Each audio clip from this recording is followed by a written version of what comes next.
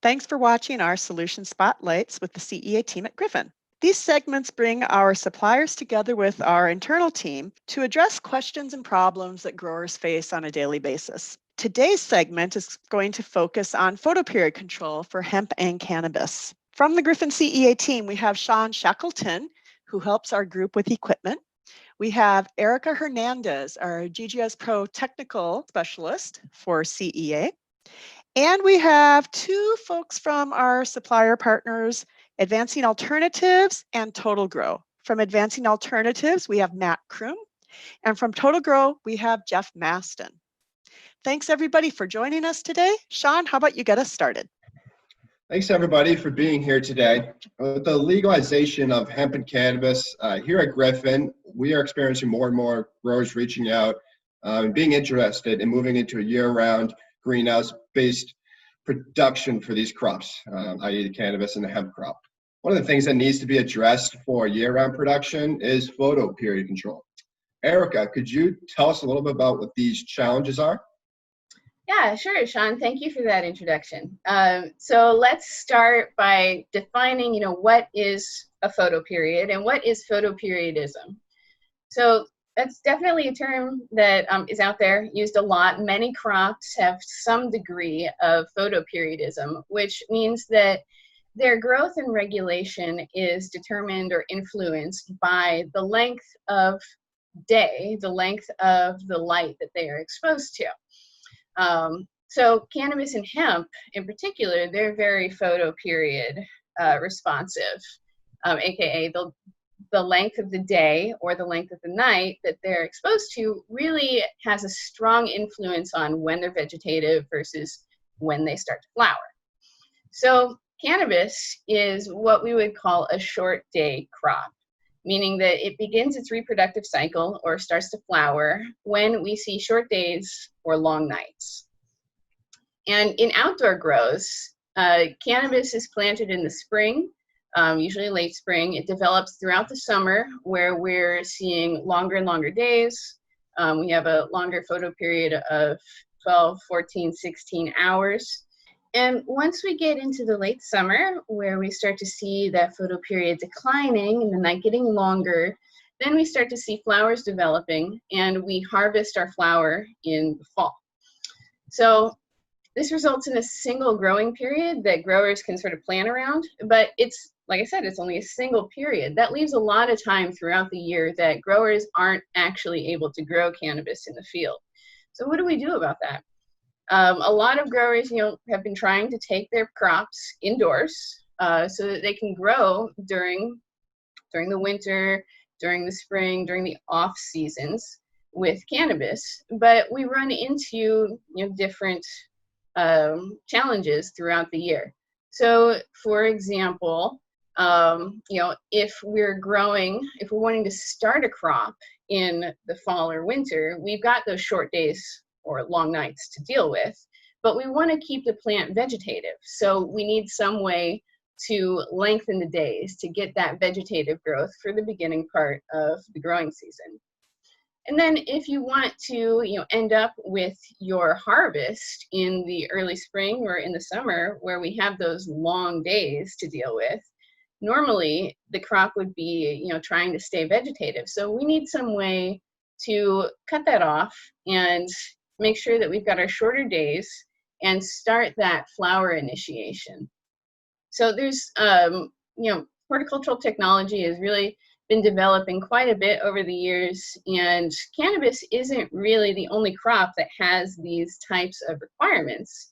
So there have been some tried and true methods to influence these photoperiods that have been used in the horticultural field for quite a while now. So there's some options out there for growers who want to grow year round.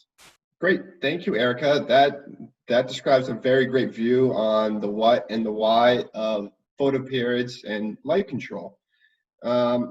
Matt, could you tell us what Advancing Alternatives and yourself, what type of systems you guys offer that will help us deal with those unwanted long day scenarios that Erica was touching upon?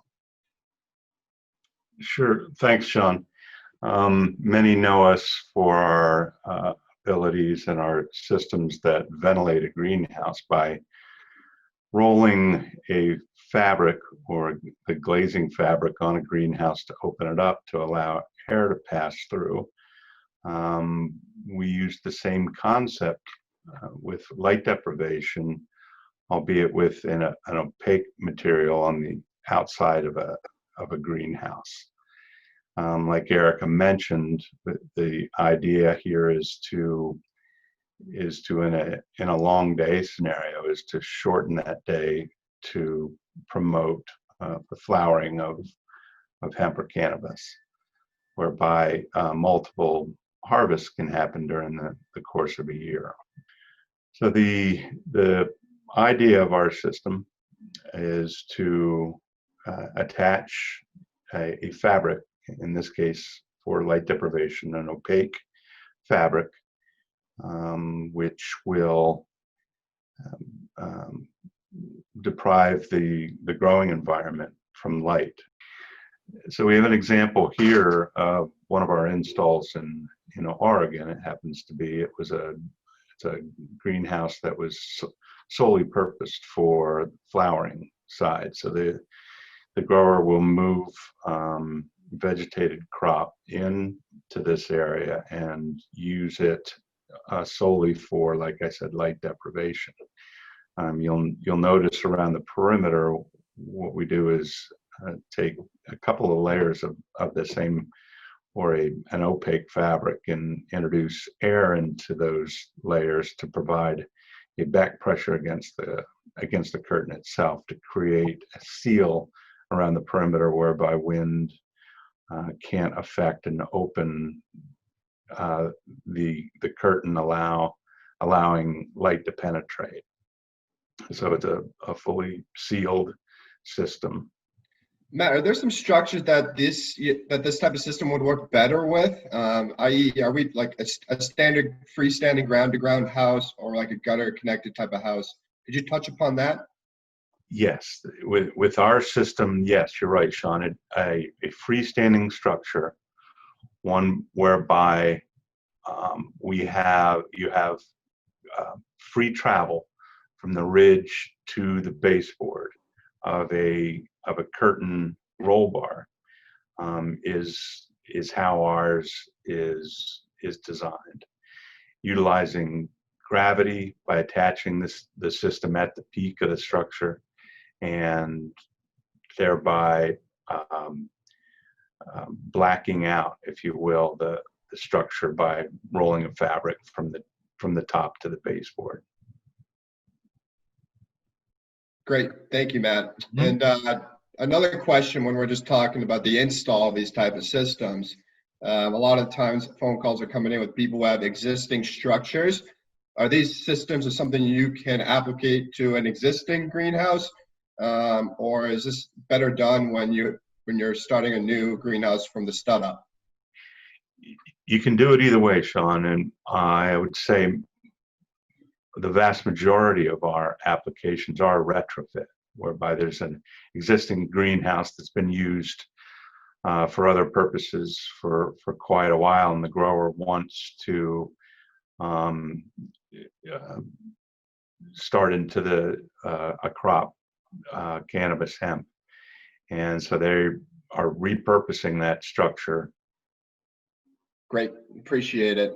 And here in New England, where I'm located, here in Boston area, we experience severe snowstorms sometimes. So what type of material is it? Is it a 6 mil thickness? Is there any type of special weatherproofing that comes with it, or just will it hold up like a standard 6 mil plastic would do out in the general greenhouse market? That's a great question. There are polyethylene materials out there that are made of the same material that your greenhouse film is. We employ a vinyl rather than a polyethylene. We can use our polyethylene with our system, but we found that vinyl is a bit tougher. It's a bit more supple. It performs and holds up better to a roll to peak system, which is external to the greenhouse. So, and yes, as far as the weather goes, we have developments that approach wind control, or that address wind control, as well as the snow. It's like any external system in any greenhouse. The snows should be considered. It's a system that is made for the outside of a greenhouse, though it can be employed internally on a structure within a structure. So that there's those who want to avoid a structure on the outside of the greenhouse due to conditions, high wind, high snow possibilities. It can be employed on the inside of the structure as well. Awesome. That's great information, Matt. Much appreciated. I've heard great things about your system as well. And the support we get over with you guys at Advancing Alternatives is excellent. But what if we have the opposite scenario and we want to keep the plant vegetative? Jeff, could you tell us a little bit about your simple solution for creating that short night, which is opposite of what we have been talking about? Yeah, certainly. Thanks, Sean. So obviously, if we need to lengthen the day, instead of blocking out the light, we need to provide extra light. And there are more efficient and less efficient ways to do that. So what we want to do for the plant is we want to create a short night, like you said. What the plant really responds to is actually how long the night period is, how long the dark period is. So we can either extend the period that has lighting by running supplemental lighting longer, or running a photoperiodic light longer, or we can interrupt the night. So we wake up the plant, so to speak, usually about 10 p.m. till 2 a.m. We turn on a lighting setup, and that's going to wake the plants up so that it has 2 short night periods, which is enough to trigger that long day response. So if what you're growing needs to be staying vegetative, in the case of cannabis, that's the response we'll get out of this, compared to a long day plant like a petunia, where you'd get a flowering response out of the same style light. So to do this effectively, there's a few things we need to make sure we accomplish. One of them is, of course, running it at the right times. We need to have the right light spectrum. We need to have the right intensity of light.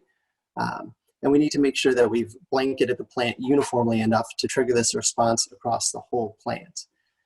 Again, comparing it to more traditional plants that are typically on the small side, we don't have to worry about the three-dimensionality of the plants.